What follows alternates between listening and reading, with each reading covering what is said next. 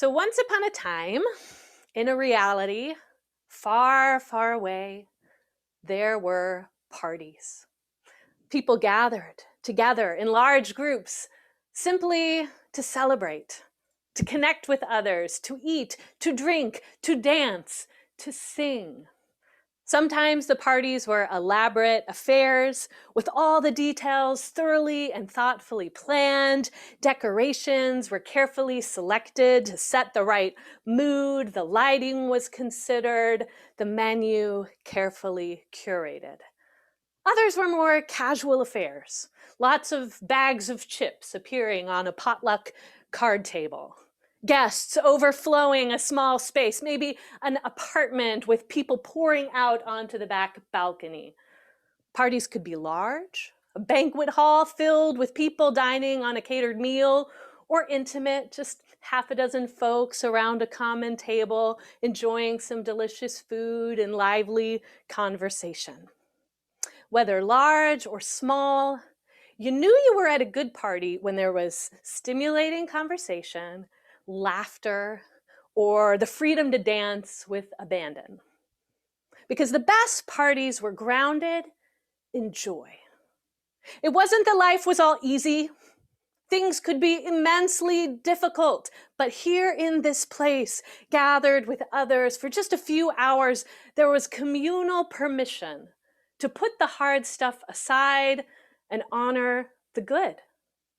People could relax together and affirm that they were human and there was beauty in that. They often celebrated occasions, to be sure, birthdays, holidays, weddings, but beneath the surface, those people were celebrating something more too. They were celebrating being alive, being together, connecting in joy. Do you remember that reality that seems so far, far away now? Can you picture it in your mind? Being in a group of people, no one wearing a mask, eating good food, drinking good wine or beer, connecting in meaningful conversation. Do you remember feeling relaxed in the company of others? Like all the shit in the world, all the problems, you know what I mean. It was just like a bit less present to you. I invite you to take a minute and just think back. Recall a party or two from your past. Close your eyes if you like. And let's just be there. A time where you could experience real freedom and joy. Breathe it in.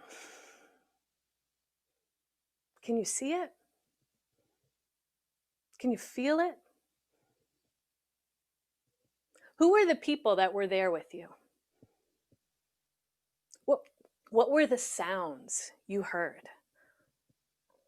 What music was playing in the background? What were the tastes and smells you found yourself alive to?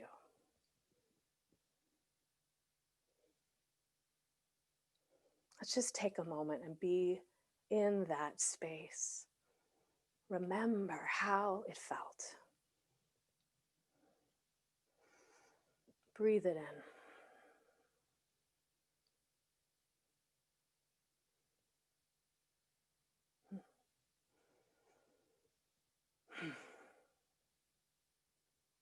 So, you can open your eyes.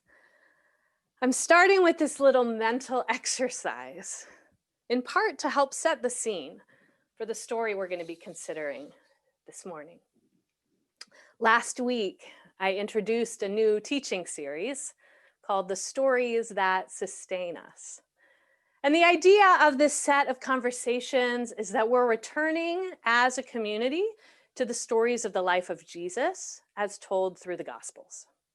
And in this season of what can feel like long wilderness wandering, we're looking at the stories of Jesus's life to see how they might bring a kind of sustenance to us.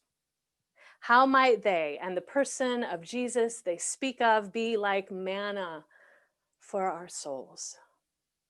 And as we engage this journey together, what might we learn as a community about what it means to haven, to center our faith on Jesus? So today, we're going to look at a story that comes to us from near the beginning of the Gospel of John. But before we look at it, I think it makes sense to talk briefly about what is this text we call the Gospel of John. Perhaps not all of us are familiar with the biblical genre we call the Gospels, so maybe a bit of a primer might be helpful to give us some context. First, the word gospel. It comes from a Greek word, euangelion, which means literally good news. Okay, so as a genre, the Gospels are intended to be biographical, but not in the way that we think of historical biography today. They're intended to paint a clear picture, not just of what Jesus did or what he taught, but why the writers think he matters.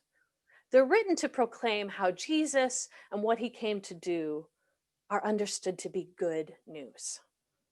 The texts we call our four Gospels, Matthew, Mark, Luke, and John, were all composed decades after the life of Jesus. They rely on oral traditions, perhaps other written documents that were circulating in small house churches for decades before being written down in these forms. Those are words we no longer have available to us. The Gospels seem to be written in reference to one another. So the first three particularly, often called the synoptics, relate a lot of the same material. Most scholars agree that Mark wrote first, and Matthew and Luke seem to use Mark's writing as a template in writing their own accounts, reflecting on a lot of the same events or teachings, but highlighting different aspects or shading the stories uniquely based on their own memories, traditions, or literary goals. John's voice is the most distinctive, the most set apart of the four. Many scholars believe he was the last to write, offering his perspective some 40 or so years after Jesus' death and resurrection. It's thought that he was aware of the other Gospels, that they were circulating widely at this point in the early church, and John, in writing his own, wanted to complement those works with another perspective. So many of the stories and teachings we see in John don't appear anywhere else. His language is often highly symbolic at times, with many layers of meaning. I share all that with you as we go further into this series, so you can engage these stories with your own inquisitive mind and heart, considering afresh what these gospel stories tell us, not only about the historical person of Jesus himself, but also how the literary works of these storytellers, how the way they tell the story reveals their deeper insights about who this person was, why he matters, and how he brings good news. So, with all that preamble out of the way, let's turn to our story for today. One that's unique to the Gospel of John, comes in John's account at the very beginning of his ministry, right after his baptism and the calling of his first disciples. And many students of the Gospel note that the first portion of the book of John seems to center on what they call 7 signs, 7 miracles that are intended to reveal something unique about Jesus. So today, we're looking at the story that's the first of those 7 signs. So let's pick it up, beginning at the beginning of John chapter 2. Now on the 3rd day, there was a wedding at Cana in Galilee. Jesus' mother was there, and Jesus and his disciples were also invited to the wedding. And when the wine ran out, Jesus' mother said to him, "They have no wine left." And Jesus replied, "Woman, why are you saying this to me? My time has not yet come." His mother told the servants, "Whatever he tells you, do it." Okay, before we go on, can we just take a moment to appreciate the very real, relatable human dynamics that are at play here? Like, as a mother of a teenage son, an emerging young man, I can totally appreciate this dynamic between Jesus and his mother, right? They're at a wedding together, along with like a few of Jesus's friends who've now started to follow him. And apparently the groom, who's responsible for providing the provisions for the party in their culture, they have run out of wine. So now, in the ancient world, this was a huge faux pas. Hospitality was a major cultural value, and to not provide it when it was expected could result not just in a little embarrassment, but in social disgrace, even financial calamity. There's potential for the family of the bride to actually sue the family of the groom if they think they've shirked on their social responsibilities. So apparently, Mary is aware of the problem, and she seems invested in solving it. Why? We're not totally sure. Maybe she's related to the groom's family. Maybe the mother of the groom is a close friend of hers. Whatever the case, she sees the disaster that's about to befall this family if it comes out that they have run out of wine. She also somehow senses that her son could do something about this issue in a way that no one else could. What exactly she has in mind, we don't know. The story doesn't tell us how or why she discerns that this is the moment to call upon Jesus to do something wondrous. And Jesus himself seems to resent her asking, "Why is this my problem?" He seems to say. "It's not his time," he says, using language that the Gospel of John would later pick up when describing the unique time of Jesus's tribulation. When Jesus was arrested, eventually crucified, this would be the hour, John tells us, what we have translated here, the time. It's the same word, the same language. Perhaps Jesus senses that to do something now might only hasten that hour coming. But if Jesus' mother is rebuffed, she doesn't seem to take it to heart. She just takes another approach, addressing the servants, telling them to follow any directions Jesus gives them. Part of me wonders, as a mom, if perhaps she knows that Jesus might not do something marvelous for her, but if the servants ask for help, Jesus won't be able to turn them down. Whatever the case, John doesn't tell us. He doesn't tell us why Mary thinks now's the moment, or why Jesus doesn't seem to agree at first. He just goes on and tells us how the story plays out. So let's go on. Now, there were 6 stone water jars there for Jewish ceremonial washing, each holding 20 or 30 gallons. And Jesus told the servants, "Fill the water jars with water." So they filled them up to the very top. And then he told them, "Now draw some out and take it to the head steward." And they did.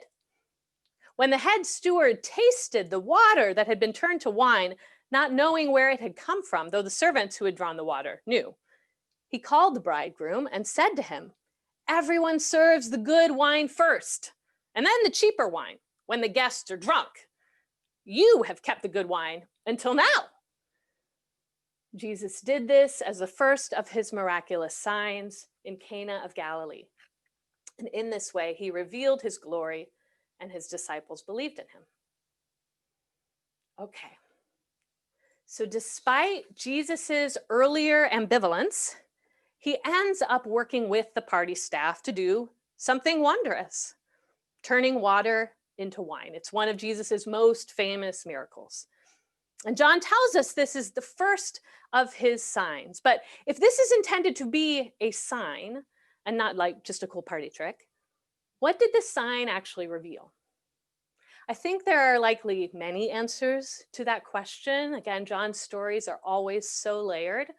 But this morning, I just want to pick out a few things that I notice, things that I think might be sources of sustenance for us in this moment too. So let's start by considering who the sign is actually for. From the story, we can tell it's not a sign for everyone at the party. It isn't for Jesus's mother. It's not for Mary. She did not need a sign to know that Jesus was special. She clearly already knew. and beyond just a mother's bias, right? In a different way, this sign also doesn't seem to be for the steward or the bridegroom or the bride or any of the many guests at the party. None of them seem to know what's gone down. The steward marvels at the quality of the wine, but he has no idea where it's come from. Those who saw the sign, those who were moved by it, those who Jesus seems to reveal something of himself are the people doing the work behind the scenes, the people making the whole thing happen, the people in the back room, the servants, the helpers, those who are putting on the party, which apparently also included Jesus, his mom, and his new disciple friends. The fact that the miracle is only done for a relatively small number of people at this very large event, I think reveals something unique about what Jesus is doing. He's not here to make a name for himself. He's here to assist and equip those who are doing the work. He's here to bless them. Maybe he senses that though it's not their fault in any way, the servants are the ones who are going to likely bear the brunt of their master's anger and shame when it becomes clear that the wine has run out. They're the most vulnerable. So behind the scenes, Jesus helps them out. Jesus' power is revealed first to those who are active in service. Jesus' power is revealed first to those who are active in the work of service.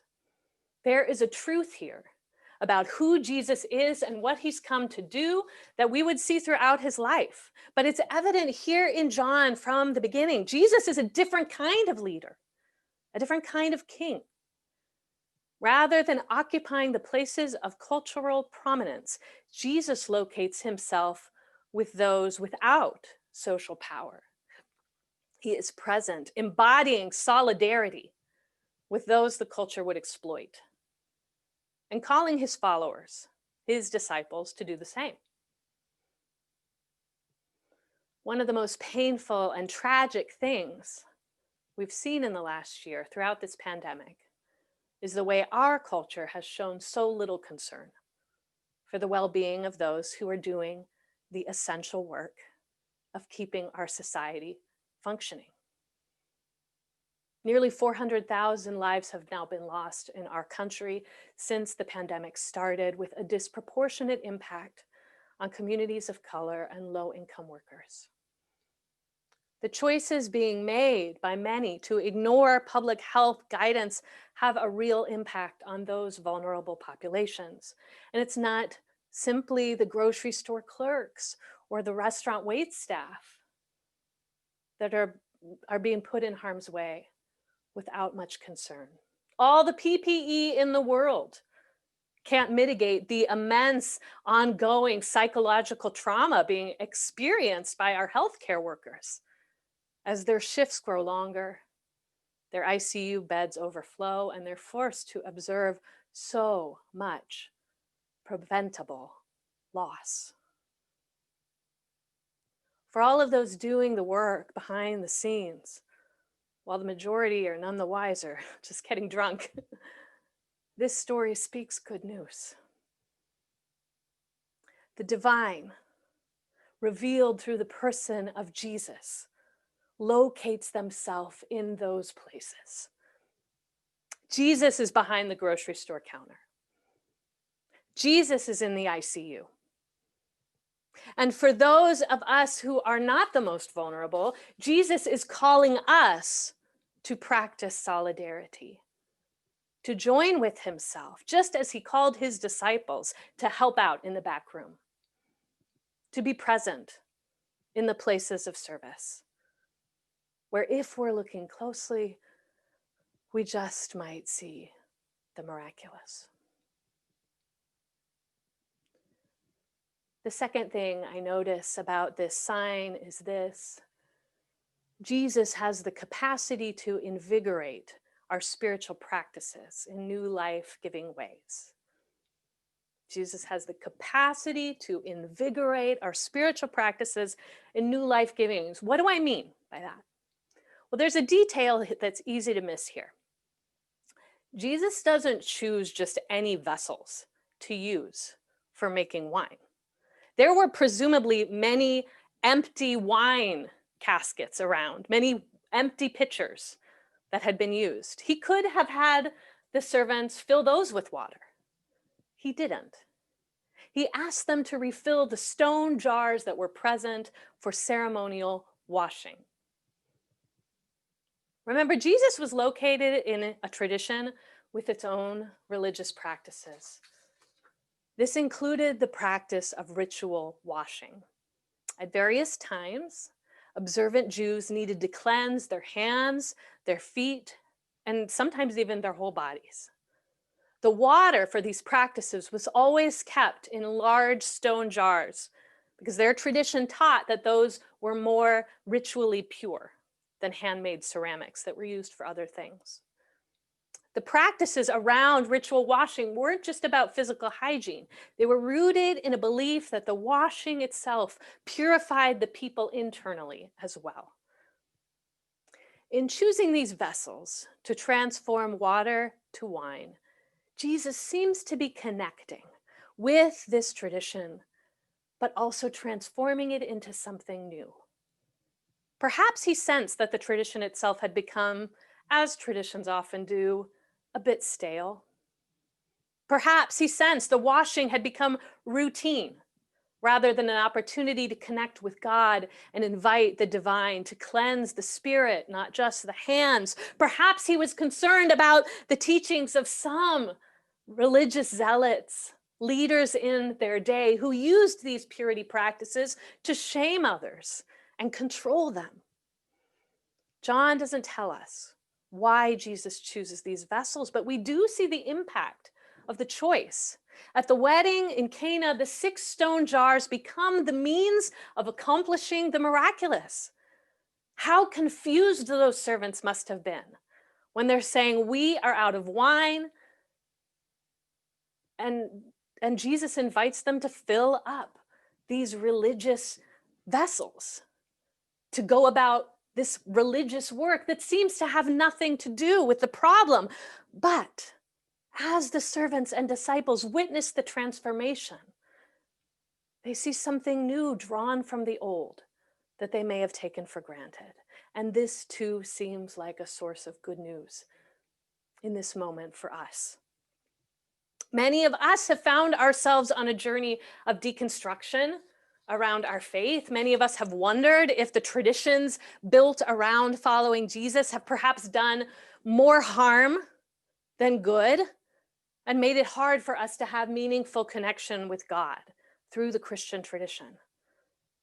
This Jesus sign gives me hope that even if they feel tired or have been misused, our sacred traditions can still be a vehicle to connect with the sacred. The Spirit has the capacity to invigorate our spiritual practices in new life-giving ways. Jesus can bring new wine. And this finally brings me to the last thing I observe about what this first sign reveals about Jesus and what he's come to do. That Jesus comes to connect us, in part at least, with abundant joy. Jesus comes to connect us with abundant joy. John doesn't introduce us to Jesus by telling of an angel choir filling the sky like Luke does, or mysterious travelers from the east laden with expensive gifts like we see in Matthew. But in his own way, he's making a similar proclamation by starting with this story of water turned to wine, that Jesus' coming is a joyful event. God's presence in the world in an active way is a source of life. It's intended to be a party.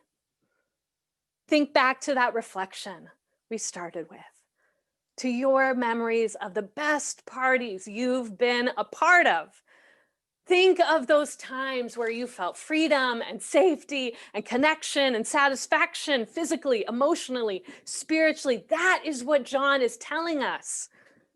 It means, for in his words, the word to become flesh. That's what he calls the coming of Jesus into the world. The word, the wisdom of the divine, taking on human form. And for John, that word becoming flesh, that wisdom of the divine coming in the concrete body of a human named Jesus of Nazareth means it's a party. It's a source of abundant joy. There is so much we could say about the symbolism of wine in the Bible, but certainly at its most basic, wine is present in places of celebration. Wine flows readily at the most joyous of events. And in that way, Jesus doesn't disappoint. If you do the math, y'all, he makes them 120 to 150 gallons of very choice wine. Wine that the steward notes is the best they've served. It is immense. The value of what has been produced is mind-boggling. And it reminds us that the divine's provision for us is extravagant. When we can really connect with the good news of God's care for us and God's desire to redeem creation, we connect with abundant joy. Friends, many of us are running on fumes these days. Like the wine cellars at the beginning of our story, we've been depleted, right? It has been too long since we've all been at a party, since we've felt safe and relaxed and hopeful. That may have some of us feeling really stressed. Some of us may be legitimately depressed. Some of us may find our hurt and disappointment fermenting into cynicism, despair, even nihilism. A dark way of looking at life that believes ultimately nothing matters anyway, so why not just burn it all down? In the last couple of weeks, we've witnessed with our own eyes the terror and destruction that kind of thinking can bring. But I believe Jesus invites us to something different. The Spirit wants to ferment something else. The divine calls us to imagine being refueled. The miracle at Cana invites us to connect with celebration and life. It reminds us that Jesus comes to bring freedom and love and joy to all the places of despair. And this is good news I think all of us need to receive.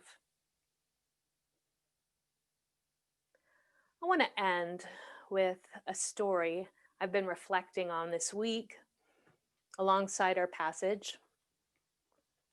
As Deborah mentioned earlier, tomorrow is our National Day of Remembrance of the life and work of the Reverend Dr. Martin Luther King Jr.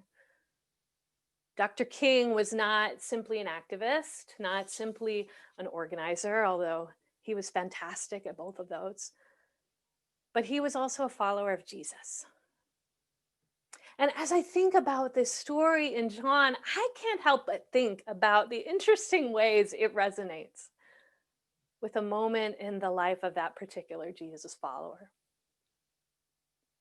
On December 1st, 1955, a 42-year-old woman named Rosa Parks sat on a bus in Montgomery, Alabama. And the bus driver asked her to stand and give her seat to a white passenger who had just gotten on board, and Rosa Parks said no. She knew that the request, though legal, was unjust. She'd been working with the NAACP in her community for a while, considering together how the unjust Jim Crow laws in her state and others might be challenged, but without a clear path for how to begin. But in that moment, on that particular bus, Rosa Parks seemed to discern something particular. She seemed to sense that this was a time for action. And so she stayed in her seat. She allowed herself to be arrested, and she helped begin a movement. Now, young Martin was also in Montgomery that day. He was just 26 at the time, a young pastor who'd only been preaching at Dexter Avenue Baptist Church about a year. Interestingly, Dr. King was 16 years younger than Mrs. Parks, about the same difference in age as between Jesus and his mother. Martin wasn't looking to make a name for himself as an activist. His dream at the time was to preach and perhaps someday become a university professor.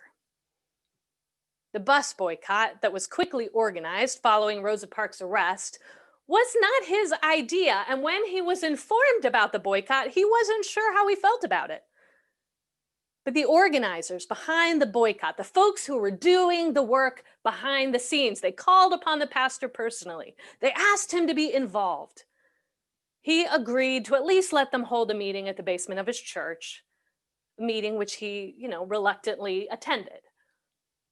4 days after Rosa was arrested, the group gathered at Dr. King's church. They voted to form an organization to call themselves the Montgomery Improvement Association. And much to his surprise, and likely because he was young, unknown, no one else wanted the job because of the white reprisal it would bring, the group elected Martin Luther King Jr. to be their president.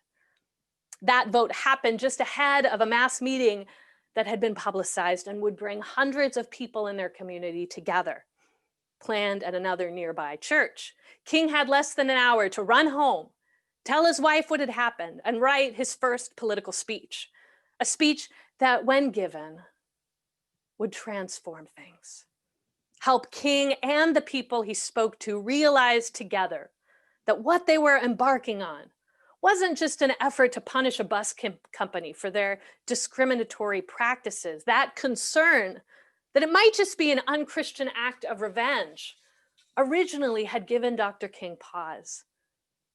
But that night, Dr. King's faith, the tradition that informed it, helped him understand that this action could be something more. I came to see that what we were really doing was withdrawing our cooperation from an evil system rather than merely withdrawing our support from the bus company, he would later write in his autobiography. The bus company, being an external expression of the system, would naturally suffer, but the basic aim was to refuse to cooperate with evil. Dr. King drew from the words of the prophet Amos when he called people that night to work and fight until justice runs down like water and righteousness like a mighty stream. In his speech that night, and in the words he'd write, and the speeches he'd give, and the actions he'd organize in all the years to come, rooted in deep faith and embodied through nonviolent resistance, the Spirit invigorated a spiritual tradition in new ways.